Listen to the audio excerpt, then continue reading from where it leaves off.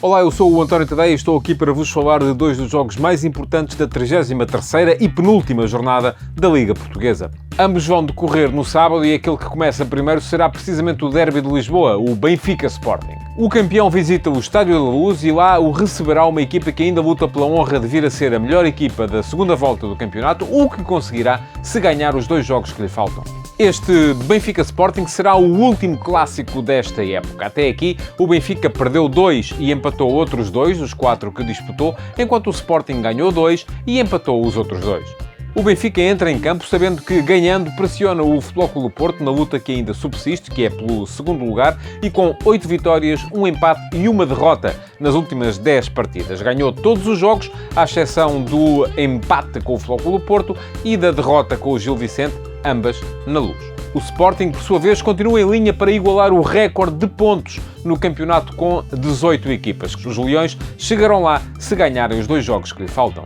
Além disso, a equipa de Ruben Amorim quererá manter o registro sem derrotas que trouxe até aqui, a 2 jogos do fim, algo que ninguém consegue na Liga Portuguesa desde o Futebol Clube do Porto de 2012-2013, ainda num campeonato de 30 jornadas. O Sporting ganhou 7 e empatou 3 dos últimos 10 jogos que realizou, sendo que os 3 empates, 2 deles foram em casa contra Famalicão e Bessade e o outro fora de casa no terreno do Moreirense. O 1-0, golo de Mateus Nunes, com que o Sporting se impôs na primeira volta, foi uma das 2 vitórias leoninas nos últimos 10 derbys. Na Luz, a equipa leonina não ganha desde outubro de 2015, quando lá foi vencer por 3-0, ainda era orientada por Jorge Jesus.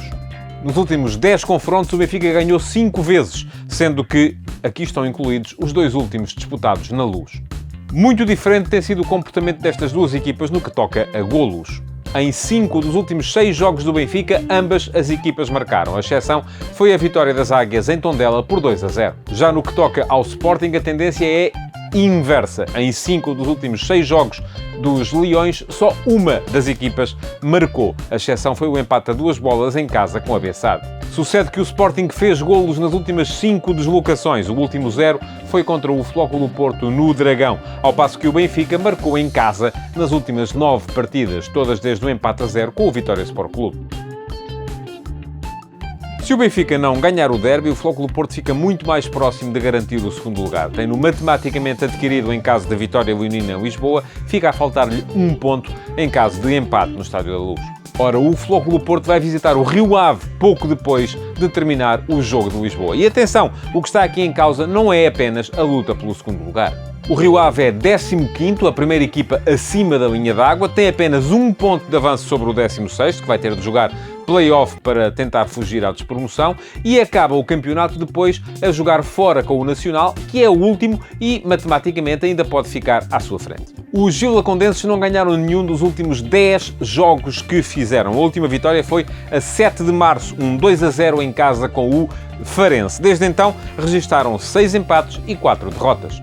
Já o Futebol Clube do Porto venceu 7 das suas últimas 10 partidas. As exceções foram a derrota com o Chelsea em Sevilha e 2 empates nas 2 últimas deslocações, a Moreira de Cónegos e à Luz para jogar com o Benfica. O confronto direto tem alternado religiosamente uma vitória do Porto com um empate nas últimas 5 partidas. Mas este é um jogo que tem sido amplamente favorável aos Dragões. O Rio Ave não ganha ao Porto há 35 jogos em tramos. A última vez que o fez foi também numa 33ª jornada, tal como agora, também em Vila do Conde. Ganharam por 1-0 e o Porto, que já era matematicamente campeão, estava há dias de ir jogar a segunda mão da meia-final da Liga dos Campeões contra o Deportivo da Corunha.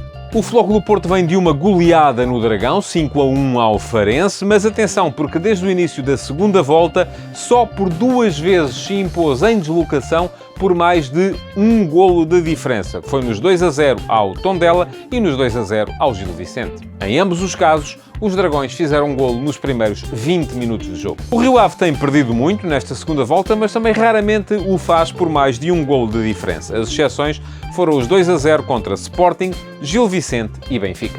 E o que é curioso é que em nenhuma destas exceções o Rio Ave sofreu golos antes da meia hora. E pronto, essas foram as minhas antevisões para os jogos mais importantes desta semana. Brevemente estarei de volta com mais estatísticas.